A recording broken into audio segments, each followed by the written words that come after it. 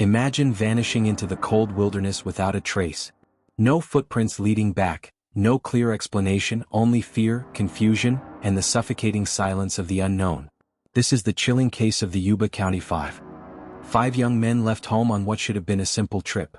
But something or someone led them far from safety, into the unforgiving darkness of the Sierra Nevada mountains. Days turned into weeks. Search teams scoured the snow-covered wilderness. Clues were scarce and hope dwindled. Then months later, a gruesome discovery. And yet one man was still missing. February 24, 1978. A cold winter night in Northern California.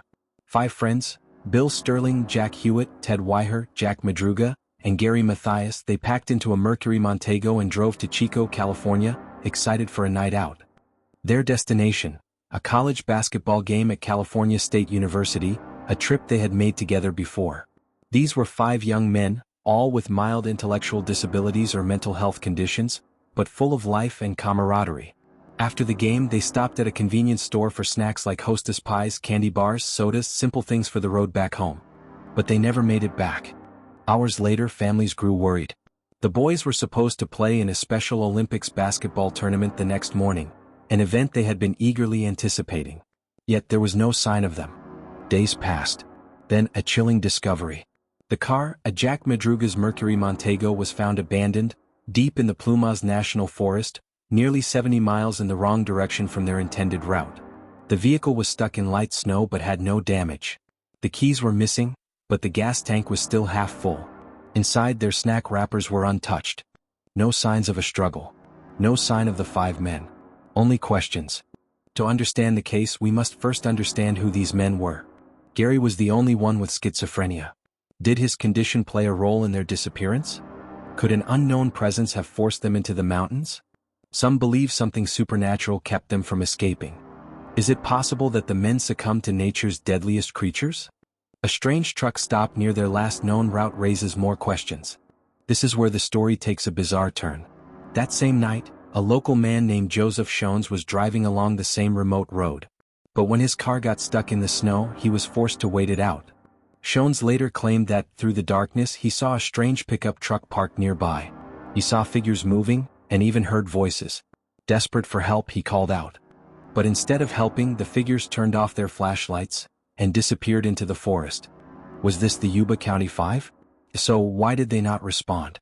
And if it wasn't them, then who was out there that night? Search teams combed the vast wilderness. Helicopters scanned the forests. But for months there was nothing. Then, as the snow melted in June, the nightmare truly began.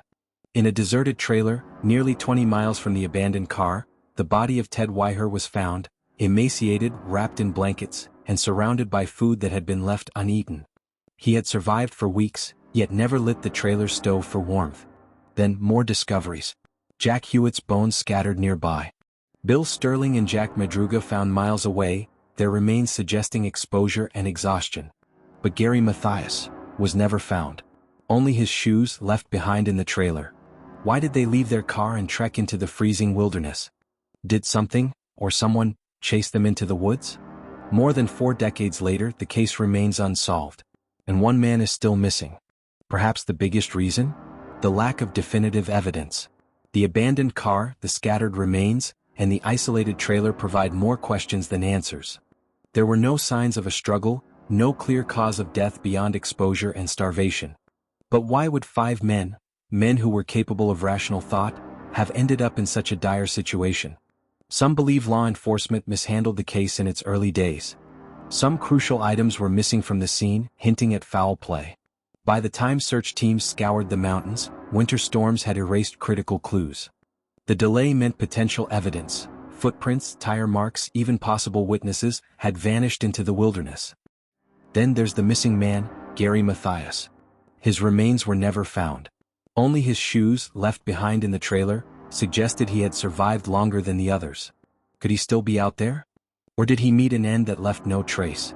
And yet, after all these years, the mystery remains. Families still seek answers.